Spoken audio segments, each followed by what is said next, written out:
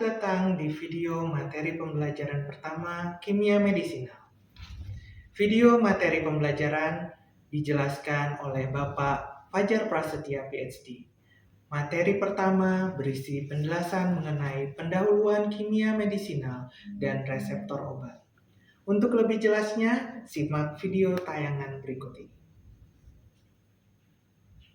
Bismillahirrahmanirrahim. Assalamualaikum warahmatullahi wabarakatuh.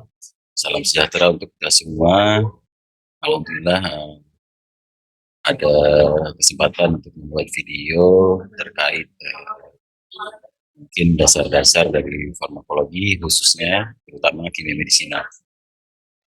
Nah, pada video kali ini akan sebetulnya terhubung dengan buku yang kimia medisinal bahan alam yang akan diterbitkan. Jadi lebih akan pembahasan di ruang lingkup kimia medisinal. Nah, hari ini atau video ini akan mencoba menerangkan bagaimana secara umum interaksi obat dengan reseptor, khususnya pada reseptor sebagai protein pada level struktur tersier. Oke. Mungkin kita coba perjelas dulu ruang lingkup atau fokus dari kimia medisinal itu sendiri. Kimia medisinal berdasarkan kesepakatan yang diberikan oleh IUPAC ialah menemukan obat, kemudian mengembangkannya, dan mencoba memahami mekanisme atau interaksi dari obat dengan reseptor pada level molekular.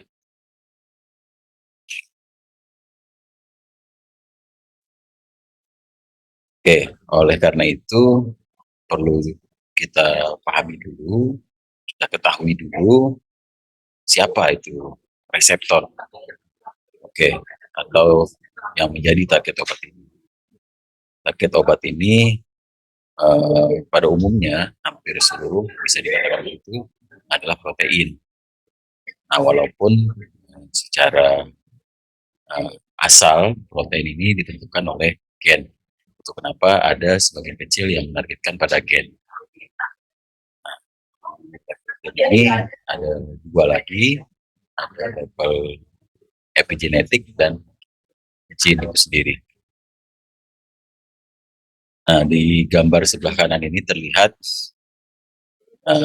apa sih, atau gambar ini mencoba menjelaskan siapa sih gen itu, apa bedanya dengan DNA.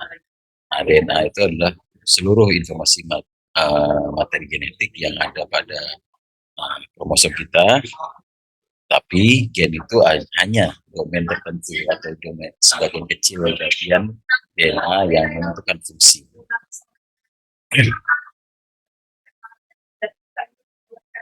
Nah, seperti yang disampaikan di awal tadi, pembahasan kita akan dibatasi pada pembatasan protein pada level struktur tersier. Nah, baik itu tersier itu lebih ke struktur 3 dimensi protein dalam tapi belum sampai tahapan seperti dimer, dimer maupun tetramer. Jadi dia masih di satu makromolecular atau monomer biasanya kita pakai.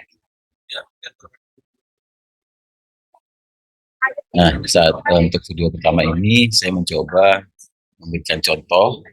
Sebetulnya ada kurang lebih 7 jenis, tapi yang utama 4 kelas reseptor. Tapi di sini saya ambil satu saja, yaitu channel link receptors atau reseptor yang terhubung dengan saluran. Nah, di sini untuk asetilkolin terhubung dengan saluran ion.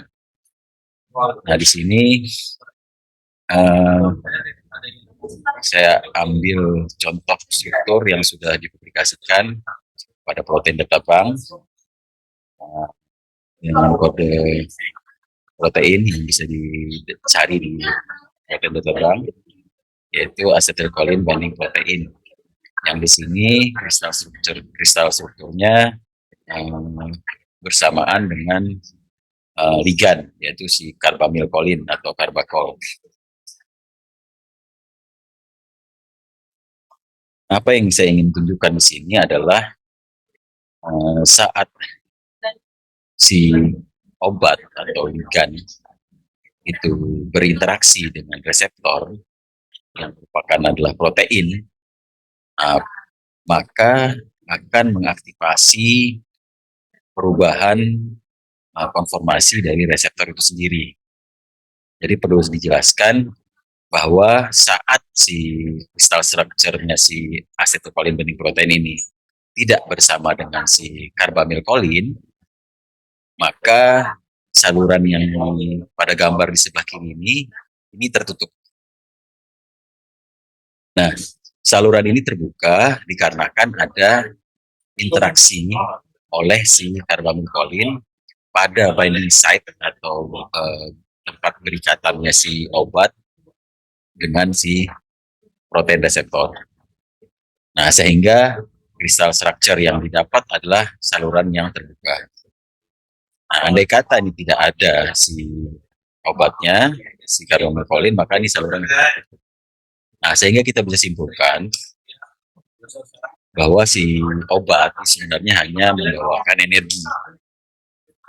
energi yang mungkin untuk jenis reseptor ini, karena dia bukan enzim, maka kita pergerakan mekaniknya atau pergerakan kinetiknya dari si protein ini diakibatkan oleh entalpi si obat, sehingga menyebabkan pembukaan saluran. Dan mungkin jangan dibayangkan hanya satu, karena di sini seperti contoh yang didapat dari data struktur ini, kristal structure ini adalah 3 obat atau 3 karbamilkolin yang berikatan pada satu protein reseptor, sehingga energinya cukup untuk bisa menggerakkan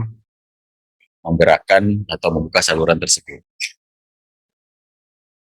Ya, mudah-mudahan dari gambar ini bisa sedikit memberikan pengetahuan yang lebih utuh atau pemahaman yang utuh bagaimana sih obat bisa berikatan, bagaimana interaksi obat dengan si reseptornya, sehingga si protein reseptor yang merupakan mesin biologi ini bisa menghasilkan aktivitas atau memberikan seperti di sini memberikan gerakan mekanik pembukaan saluran ion.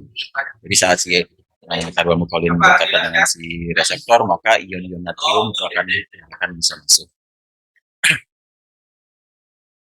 Kemudian ini contoh pembahasan kimia medisinal, tapi ini masih pendahuluan untuk menunjukkan bahwa bagaimana bisa terjadi pergerakan kinetik atau pergerakan mekanik si protein reseptor tadi diakibatkan oleh adanya dorongan atau tarikan ya dari antara si karbamilkolin dengan reseptor.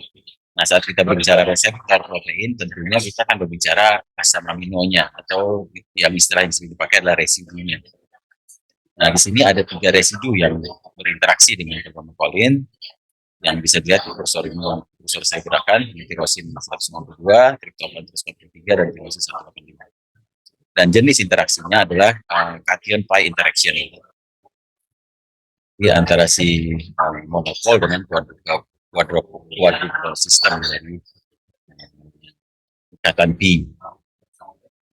Cukup artinya cukup banyak sistem energi yang dilibatkan di sini.